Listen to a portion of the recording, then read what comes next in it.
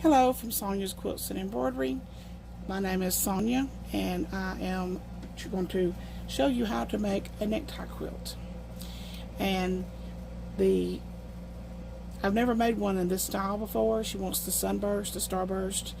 I have my big bag of neckties that I have already gotten prepared for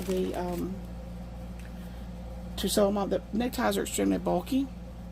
So we need to gut these, almost like cleaning them like a fish, and I will show you how we do that. Let me grab another tie.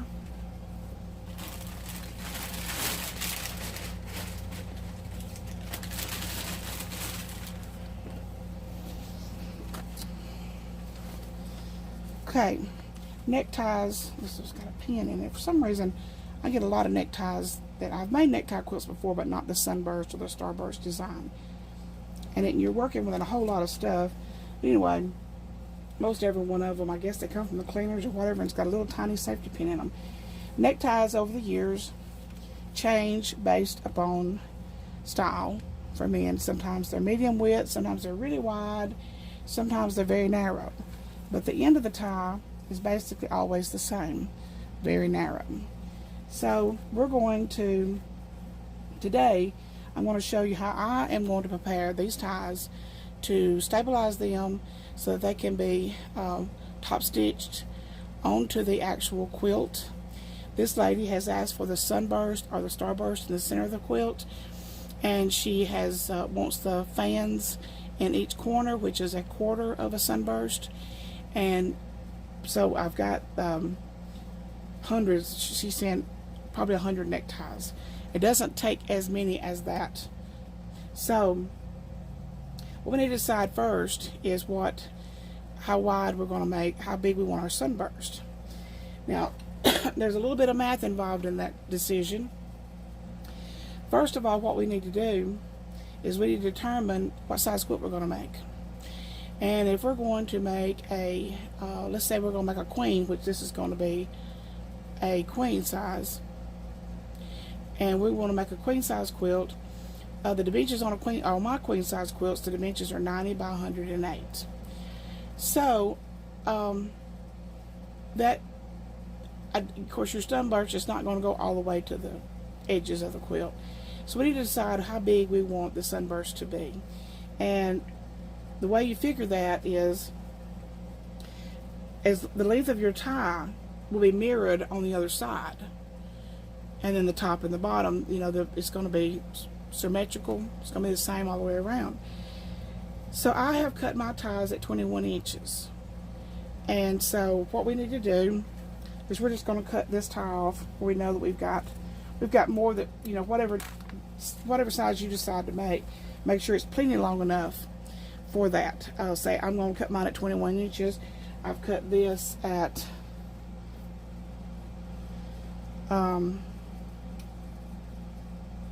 it's at 25 inches. I just wanted to make sure I had plenty of length. Now the best way to prepare these ties, they're really thick, and you don't think that's really that thick, but when you're going to be working with 50 or 60 ties, or maybe 50, 55 ties, the weight will add up fast. So we're going to take our scissors and we're going to go about a ½ inch from the side fold of the tie. You don't want to get that too narrow, because it will be make your life extremely difficult to keep that edge turned under when you get ready to top stitch this. So we're going to cut it all the way down about a ½ inch from the side of the tie. And then we're going to go back. We're going to do the same thing on the other side.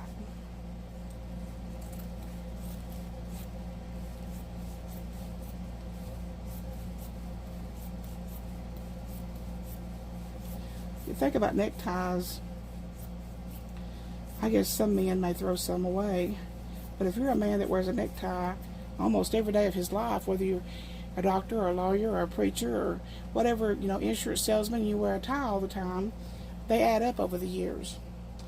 So we're going to take the center part, and this one has been tacked down, a little tiny tack down right there. Might have been a label on it at one time. So we're going to cut that away. Well, this thing is basted all the way up. So we're going to clip it a few times, because most of the time this center part just lifts right out. But of course not this time. It's been basted all the way down. And then we're going to remove this, I guess, a stabilizer. Move all of that. And we're left with just this little line in the tip top here. And let's cut away part of that. Let's just go straight across right here at the tips. Then what we're going to do is, after we decided how long, well, at this point we would take them to the cutting table after we had decided how big we want our sunburst to be. So my ties are cut at 21 inches. So you times that times 2, multiply that times 2, that is 42. So already your sunburst is 42 inches wide. Well, you're going to do a circle applique in the center of your quilt to close up the raw edges on your tie quilt. So I'm guessing probably about 6-inch in diameter circle that we'll put in the center. So now your sunburst is at 48 inches in diameter. That still may not seem like a lot, but that is a lot. It will cover the top of a queen size bed nicely. Plus, you don't want to overcrowd, and you don't want to make your ties too long. It's easier to work with a shorter necktie. Okay, now I've got this bag full that I've already prepared, and let me cut off this line in here. I guess I didn't have them as prepared as I thought I did. And we're going to take the tie and we're going to lay it and put it back, fold it back down to the natural fold that it already had. And I've got the Heat and Bond Light, the purple label. I've cut it into 1/2 inch long strips, and we're just going to take these. I've got a whole bunch of them, and we're just going to lay them down.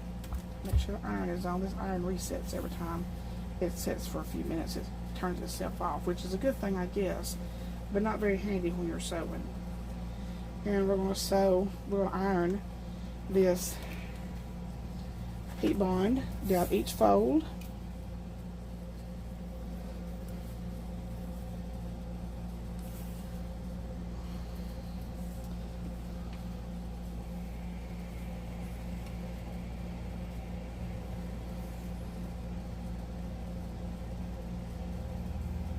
And we're just going to apply this all the way down. Doesn't have to be precise. It just has to, whoa. You have to just make sure that you've got that folded down and the heat bond is on the top of the fold. And then we'll just take this. It tears really, really easily. Just tear off a little piece, and let's just go ahead and line the edge of this tip up here with these. Now this would be very time consuming, and because I have a bad back and standing at this ironing board or the cutting table kills my back after a period of time, and I also took a bad fall down some stairs about almost 3 weeks ago, so I haven't been stepping too high lately, so standing here does hurt my back. So what I do is I will prepare several ties. I've already got 4 done, and they're cut at. I went back and went ahead and put these on the cutting table and cut those at 21 inches. This one has not been cut yet. That's why I did not go all the way to the end with this, because I will put it back on the cutting board and make sure it is, because you do want them all the same length. The width is not that big of a deal, but the length is a very big deal. So cut them all the same. Now, after I get all of these done, and taking a little extra time to do a step like this will make the final top stitch of these neckties a whole lot easier. If you'll just take an extra few minutes to do this, and I, you know, do 4 or 5 and do something else, because it does get monotonous. Sit down and I mean, my ironing board does go, it drops down to table level, the one in my house, and so that is a project I might save for a night that my husband and I are going to watch a movie or something, and I can sit on the couch and iron just one right after the other and get these ready. That's a lot. I'm always looking. This is Thursday, and by this time of the week I'm looking for projects that I can set aside and take into the house, and that does not require me to have a sewing machine in the house, and just do some prep work like this, and then by Monday morning I'm ready to get down to business to get this done. Now, after I get all of my neckties done, I will post a new video on how I prepare the actual fabric, and I'm using a muslin, and it's an off-white natural color, unbleached, and how I prepare my fabric to iron these on and to start top stitching. And that will be very important. There'll be a lot of helpful tips in that, because you cannot put all your neckties down at one time. So I'm going to show that in the next step. So get your neckties prepared, and we will do a video shortly, probably about the first of the week, on how we get our neckties on the fabric and get ready to top stitch them, and I'll show you how we're going to do that. So thank you all so very much for watching. I've reached almost 100 subscribers. My Easter basket video has gotten close to 1,400 views, and I am just absolutely amazed at that. Never dreamed that something that simple would attract so many people. So, you know, a lot of people are not looking for complicated things. They're looking for simple instructions to get a nice job done. So I think you'll like the way that we're going to do this necktie quilt, and I think you're going to love how it turns out. There is one thing about a necktie quilt. It is a collage. It is a look back at fashion over the men's fashions over the years, and it kind of gives you a little bit of a look into the personality of the man who wore the ties, and it just makes an extremely scrappy looking quilt, and it's just amazing how they all turn out. There's never any two that are the same. So get your neckties prepared, and we'll move to the next step here in a few days. Thank you all so much for watching. Have a great rest of the day.